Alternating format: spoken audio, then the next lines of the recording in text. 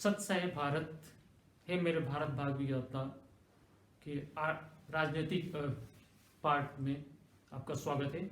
हमने फर्स्ट शुरू किया है अटल से अटल तक। इसी टॉपिक से हम राजनीतिक लेके चलेंगे क्योंकि अटल जी 1984 में बीजेपी के 2 एमपी होते थे।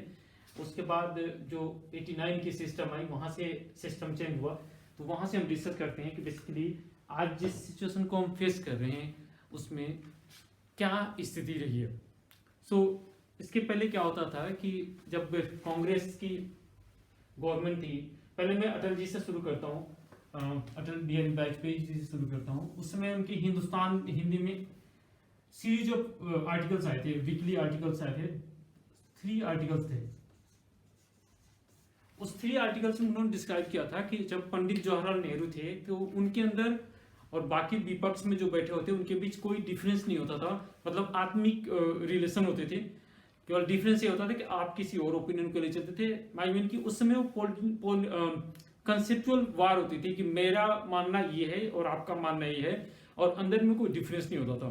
तो इन्होंने अटल जी ने बहुत अच्छे से डिस्क्राइब किया होगा कि उस समय क्या था कि जैसे पंडित जवाहरलाल नेहरू तक तो बहुत आत्मीयता होता था, कहीं से अंदर में हृदय में कोई डिफरेंस नहीं होता था। इंदिरा गांधी आई, वहां से डिफरेंस क्रिएट होना शुरू हो गया, और उसके बाद राजीव गांधी आए, तो इस तरह से डिफरेंस बनना शुरू हो गया। उन्होंने इंदिरा गांधी और राजीव गांधी का पूरा पीरियड हिंदुस्तान में डिस्क्राइब किया। अब क्या होता है 84 में तो कांग्रेस की बहुत अच्छी सिचुएशन थी क्योंकि इंदिरा गांधी की डेथ हुआ था, तो उसके बाद राजीव गांधी पीएम बन गए थे। तब तक की स्थिति कांग्रेस की ठीक थी। उसके बाद बीपी सिंह से एक न्यू एरा का शुरुआत हुआ। बीपी सिंह कांग्रेस पार्टी में ही थे और उन्होंने बोफोर्स घोटाला का चर्चा किया, और वहां से सिस्टम बदला, एक माहौल बना कि आप देख रहे हैं आजकल एक बीजेपी के अगेंस्ट में माहौल आता है, उसमें कांग्रेस के अगेंस्ट में माहौल था। तो कांग्रेस से लड़ने के लिए लोग कैसे भी पार्टियां एक साथ आ जाती थी और एक साथ एक कंपनी बन जाता। तो बीपी सिंह के समय में देवीलाल जी चौधरी, देवीलाल जी ने और बीपी सिंह मेन पर्सन थे, इन लोगों ने जनता दल का गठन किया। जनता दल में बहुत सारे पार्टियां आ गई, मतलब इतनी ज्यादा चीजें आ गई हैं, और इसी जनता दल का दिन है कि आप यूपी में मुलायम जी को देखते हैं, बिहार में लालू जी को देखते हैं, और उड़ीसा में आप बीजू पटनायक का देखते हैं। ये सारे लोग उसी सिस्टम से इमर्ज होके आए हुए थे जो बीपी सिंह का जनता दल था।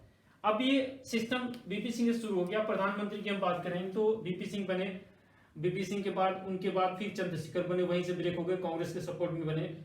अब चंद्रशेखर भी बने तो क्लियर हो गया था कि ये तो चलने वाले नहीं है, फिर कांग्रेस ने हाथ खींचा। फिर उसके बाद फिर कांग्रेस की सरकारी वीवी नरसिंह राव बने, जिनमें बहुत इतने पीरियड में 1991 आ गया आपको, 1989 में ये सिस्टम बना था, 1989 में बीपी सिंह बने थे, अब 1991 हो गया पीवी नरसिंह राव के समय। आप विचार कीजिए इस 2 साल 3 सालों 2 साल नहीं लगा लीजिए, 2-2.5 साल में स्थिति इतनी फाइनेंशियल पोजीशन खराब हो गया था कि यहाँ पर मनमोहन सिंह जी को फाइनेंस मिनिस्टर बनाया गया, जो आरबीआई के गवर्नर भी रहे हुए थे। पीवी नरसिंह राव का सिस्टम आया। उस समय के बाद फिर कांग्रेस के बाद फिर से चुनाव हुआ, तो भी अटल जी आए थे, उत्तर 13 दिन रहे थे, फिर ऐसे सिस्टम बदला, फिर एस डी देवगौड़ा बने, फिर आई के गुजराल बने, इनका कुछ पीरियड तक चला, फिर अटल जी आए, और इस सिस्टम के बाद फिर लोगों ने क्या किया, मनमोहन कांग्रेस को लेके आए, और कांग्रेस में मनमोहन सिंह जी पीएम बने। इस समय के सेम देखेंगे, आज भी प्रेजेंट में देखेंगे तो इससे भी स्थिति जो 91 में फाइनेंशियल पोजीशन खराब हो गया था, उससे भी स्थिति खराब हो चुकी है। उसकी हम आगे फर्दर डिस्कस करेंगे। लेकिन यहाँ सिस्टम ये रहा कि ये जो अटल जी को इन्होंने क्या किया, जो बीपी सिंह की सरकार बनानी थी कांग्रेस के अगेंस्ट में, इन्होंने आज जो बीजेपी के धुर विरोधी लोग हैं वो लोगों ने भी बीजेपी के ग्रुप सहयोग से सरकार हटाया कांग्रेस का, और ये सरकार पर बने, बीपी सिंह लोग बने। तो उस समय के बाद अब क्वेश्चन ये रेज होता है कि आज जो प्रेजेंट सिचुएशन है, प्रेजेंट सिचुएशन के लिए रिस्पॉन्सिबल कौन है। और प्रेजेंट सिचुएशन के लिए एक सिंपल एग्जांपल देता हूं कि उसमें जो इन्होंने बीपी सिंह जी ने जो ओबीसी के रिजर्वेशन का सिस्टम शुरू किया, तो इसके अगेंस्ट में देवीलाल जी ने किसान का आंदोलन शुरू किया। जब इन्होंने किसान का आंदोलन शुरू किया तो बीजेपी ने, स्पेशली अटल लाल कृष्ण जी ने मंदिर का मुद्दा शुरू किया। ये त्रिवेणी बच गई थी उस समय, 90 में फंस गई थी गाड़ी, ऐसे हो गया था। फिर बीजेपी ने हाथ खींचा, फिर चंद्रशेखर को कांग्रेस ने सपोर्ट किया, फिर चंद्रशेखर प्राइम मिनिस्टर बने, फिर इसके बाद चुनाव ही बना, बहुत लंबे समय तक नहीं चला। तो अब ये सिस्टम आता है कि आज जो जिस पोजीशन पर हम पहुंचे हुए हैं, उस पोजीशन में क्या होता है कि कंटिन्यूअस ग्रोथ का सिस्टम है। हमने जो वेज दिखाए, मान लीजिए डीपी सिंह आए, डीपी सिंह ने मंडल कमीशन का लागू किया, मंडल कमीशन का रिकमेंडेशन हो गया था, उसके हिसाब से रिजर्वेशन शुरू किया। फिर उनके अगेंस्ट में चूंकि वो एक स्टेप ले चुके थे, तो देवीलाल जी ने, या आप समझिए देवीलाल जी ने किसान का आंदोलन शुरू किया, उप प्रधानमंत्री थे, यहाँ खींचातानी शुरू हो गई। अब ये सारे खींचातानी क्यों हो रही थी इन सिस्टम में? सब एक ही ओपिनियन को बिलोंग करते थे, तो क्यों खींचातानी शुरू हो गया था? चंद्रशेखर भी कांग्रेस से आए थे, वीपी सिंह भी कांग्रेस से आए थे। खींचातानी की रीजन है कि they didn't have any vision, उनके पास कोई विजन नहीं था, लॉन्ग टर्म थॉट नहीं था उनके पास। बस ये था कि एक मौका मिल गया, चांस मिल गया, हमने चेयर होल्ड करना, बस चेयर की होल्डिंग तक सिस्टम थी। अब उसी होल्डिंग में क्या हो गया कि दो यादव स्ट्रांगली उभर के उतरे, बिहार में लालू यादव और यूपी में मुलायम सिंह यादव। आप देखिए दोनों यादव होने के बाद भी एक साथ नहीं रह पाए, क्यों? उन्होंने इतनी, यूपी और बिहार दो ऐसा स्टेट है कि इन दोनों की चलती पूरी तरह से बिखर गया। फिर एच.डी. देवेगौड़ा जी ने अपना कर्नाटक में अलग पार्टी बनाया, बिजू जनता दल उड़ीसा में अलग पार्टी बनाया। अब ये सारे लोग बिखरने शुरू हो गए, क्योंकि इनकी मूल रीजन ये था कि इनकी जड़ में कोई विजन नहीं था। विजन ये था कि हमने कांग्रेस को हराना, कांग्रेस को हटा करके कुर्सी पर बनना है। ऑटोमेटिकली बात है, कांग्रेस लंबे समय तक थी, तो लोगों के अंदर एक चेंज के लिए चाह भी था। लेकिन ये पूरे सिस्टम के लिए जो 89 में एक माहौल बनाते हैं एंटी कांग्रेस, उसमें सबसे ज्यादा रिस्पॉन्सिबल अगर कोई पर्सन है तो ये यादव बंधु हैं, लालू और मुलायम। आप विचार कीजिए इन लोगों ने कैसे काम किया, आखिर उन दोनों अलग क्यों रहे, एक पार्टी क्यों नहीं बने? दोनों सेम कास्ट थी, लेकिन कास्ट के बेसिस पर क्या था कि अब उनके अंदर एक कंपटीशन बन गया कि अगर मैं बनूं पीएम कि वो बने पीएम। क्योंकि मुलायम, सपोज कीजिए मैं एक एग्जांपल बता रहा हूं, मुलायम सिंह यादव पीएम ना बने, इसलिए लालू यादव ने खींचातान शुरू किया। अब लालू यादव की तो संख्या कम थी, अगर मुलायम पूरी तरह से यूपी में अगर उतने वोट लेके आते तो पीएम तक पहुंच सकते थे, तो यहां से इनकी खींचातानी शुरू होगी। मतलब इनका बोलने का मतलब है कि इनके पास कोई विजन नहीं है, ये थॉट नहीं है लंबे तरह से कि हमें कैसे सोसाइटी को डेवलप करनी है। चाहे सोशलॉजिस्ट की बात करते हैं, सामाजिक न्याय की बातें करते हैं, लेकिन खुद की उनकी लाइफ में देखिए पर्सनली सामाजिक न्याय की कोई गुंजाइश नहीं है उनके अंदर। अभी हम क्या ब्रीफ कर रहे हैं, इसके बाद हम इंडिविजुअल पार्टियों को डिस्कस करेंगे। तो ये सिस्टम बना, इसमें ये 2-3-2.5 साल में पूरी स्थिति खराब हो गई थी, इतनी खराब हो गई थी कि हमें बोलते हैं सोना भी गिरवी रखना पड़ा था। फिर पीवी नरसिंह राव इमरजेंसी में ढूंढा गया किसको फाइनेंस चार्ज दिया जाए, फिर मनमोहन सिंह को चार्ज दिया गया, और यहाँ से सिस्टम मनमोहन सिंह ने ओपन किया। और मुझे याद है कि एक हम आपको बताइए, पहले एक लकड़ी वाली फ्रेम में भी टीवी होती थी, उसमें ब्लैक एंड व्हाइट आता था। मैंने खुद अपनी आंखों से देखा है कि एक छोटे से ग्रुप में पीवी नरसिंह राव चेयर पर बैठे थे और मनमोहन सिंह एड्रेस करते थे, 10-15 लोग होंगे बाहर में इंडस्ट्रियलिस्ट। इतनी सिचुएशन हमारी खराब हुई थी, और जिसको उन्होंने स्टार्ट किया। और अब तक के लाइफ में बता दूं, यहाँ से जो एक्सपीरियंस है, मनमोहन सिंह का कर्ज, मनमोहन सिंह ने जो देश के किया उसको नहीं हम भुला कर सकते हैं। अगर हम भुला सकते हैं तो मतलब हम बहुत ज्यादा कर्महीन बोल सकते हैं, बहुत सारे हम बेवफा हैं, हम एहसान फरोज हैं। इन्होंने इतना ज्यादा ऑनेस्टली काम किया हुआ सिस्टम पर। अब आगे हम देखेंगे कैसे होता है, बट यहाँ मैं आपको ब्रीफ कर दूं कि यहाँ से ये सिस्टम डिवाइड हुआ।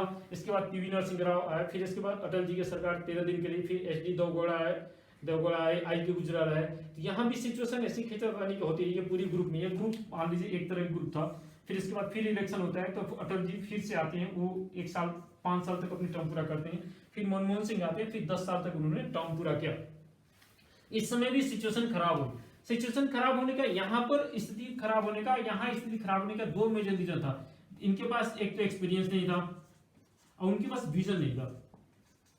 मतलब इस अननेसेसरी भीड़ इकट्ठा हो गई और उन्होंने आगे गाड़ी को चलाना था और कोई मतलब नहीं था उनके पास। तो ये सिस्टम को अबोलिश होता रह गया। फिर मनमोहन सिंह है, उनका अपना सिस्टम रहा।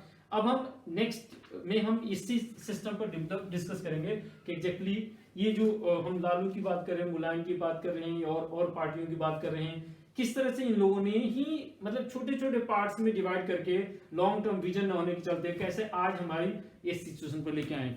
क्योंकि बोलते हैं कि आप मान लीजिए समाज में, हमारे सोसाइटी में 10 गुंडे आ गए, 10 अपराधी किसके बच्चे हो गए और उन्होंने अपराध शुरू किया। हम चुपचाप पैसिवली देख रहे हैं, तो हमारा भी दोष उतना ही है। तो इसलिए आज जो सिचुएशन बनी है, इन सारे छोटे छोटे लोगों का बहुत ज्यादा गलती है, जिसके चलते ये कंट्री की आज पोजीशन हो रही है। दे डिडंट हैव विजन, उनको तब भी विजन नहीं था, आज भी विजन नहीं है। आज भी आप देख सकते हैं कि कैसे अपने वंशजों को, किसी योग्यता को नहीं देखते हैं। जब ये लोग खुद ही योग्यता नहीं देखते हैं तो किसी और योग्यता की कैसे एक्सपेक्टेज कर सकते हैं।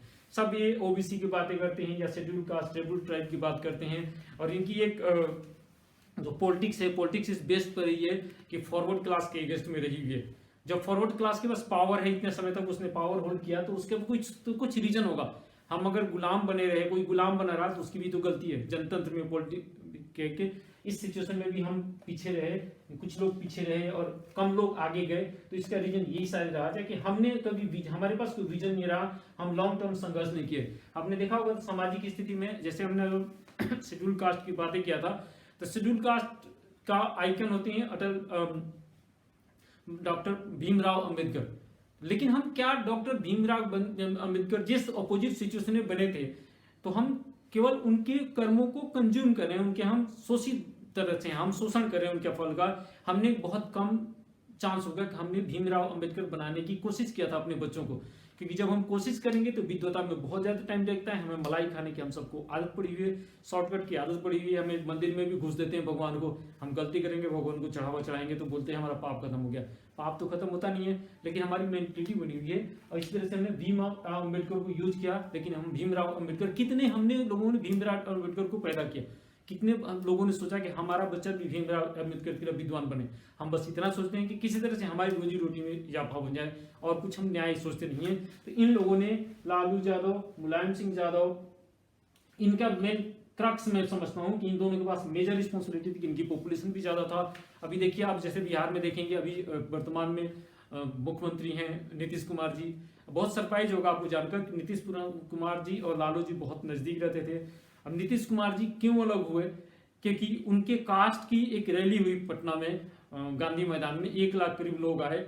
उस रैली ने उनके दिमाग में भर दिया कि भाई ये तो हमारी संख्या बहुत ज्यादा है, और हम इस तरफ से लालू के साथ से अलग हो जाएं तो अच्छा है। और उसमें इंटरनल सिचुएशन में था कि उनके कास्ट और लालू जी कास्ट में ये बात चल रही थी। वो दोनों बोलते थे जितने भी पोस्टेज होते हैं हम एक दूसरे में बांट लेते हैं। तो उन्होंने किसी और ओबीसी की और शेड्यूल कास्ट के बारे में चिंता नहीं किया, केवल अपने कास्ट के बारे में चिंता किया। और आप मतलब बहुत बेकार लगता है कि जब सेकंड टर्म जो में लालू यादव जी जब बने थे मुख्यमंत्री, तो हिंदुस्तान अखबार में एक आर्टिकल आया था। अब तो 22 आर्टिकल होते, उस समय जेन्युइन लिखते थे। उन्होंने लिखा था कि जो बहुमत उनको मिला हुआ है, अगर उस बहुमत का उपयोग करेंगे तो बिहार बहुत आगे चला जाएगा। और आपको एक जान के बहुत हैरानी होगी, उस समय जब 89 के बाद जो लालू जी मुख्यमंत्री बने थे, तो इंडिया में नंबर 1 मुख्यमंत्री में गिने जाते थे। उनकी वर्किंग इफिशियंसी इतनी अच्छी थी। बाद में सेकंड टर्म में जब उनको पूर्ण बहुमत मिला, 2/3 से ज्यादा मेजोरिटी मिला, फिर उन्होंने जो मेट किया वो भूलने वाले नहीं है। आज भी लोग उसको नहीं भूल पाते हैं, उन्होंने ऐसा किया। मतलब बहुत ज्यादा क्या बोले, मतलब बहुत ज्यादा, जब भी आपके पास पावर मिलता है आपको झुकना पड़ता है। आपको उन लोगों को भी उठाने की कोशिश करना चाह रहे हैं जो बैकवर्ड, बहुत पीछे रह गए हैं आपके राजनीति में। आप किसी और, जैसे बोलते हैं कि आप मुख्यमंत्री हैं तो आप किसी पार्टिकुलर कास्ट और किसी पर्टिकुलर पार्टी के मुख्यमंत्री नहीं है। उस तरह से आप प्रधानमंत्री हैं तो किसी पार्टिकुलर पार्टी और पार्टिकुलर ग्रुप के आप प्रधानमंत्री, पूरे देश के प्रधानमंत्री होते हैं। तो लालू यादव लोगों ने उन चीजों को बहुत ज्यादा मिस किया, और इसलिए ये रीजन है कि आज भी उनकी स्थिति ऐसी खराब हो रखी है। और उनकी स्थिति जो भी हो, उनके पास तो सब चीज मिल गया, लेकिन जो हमारी जो बाकी लोगों की सिचुएशन थी उनको उन्होंने डुबाने का काम किया और आगे नहीं बढ़ने दिया। Thank you.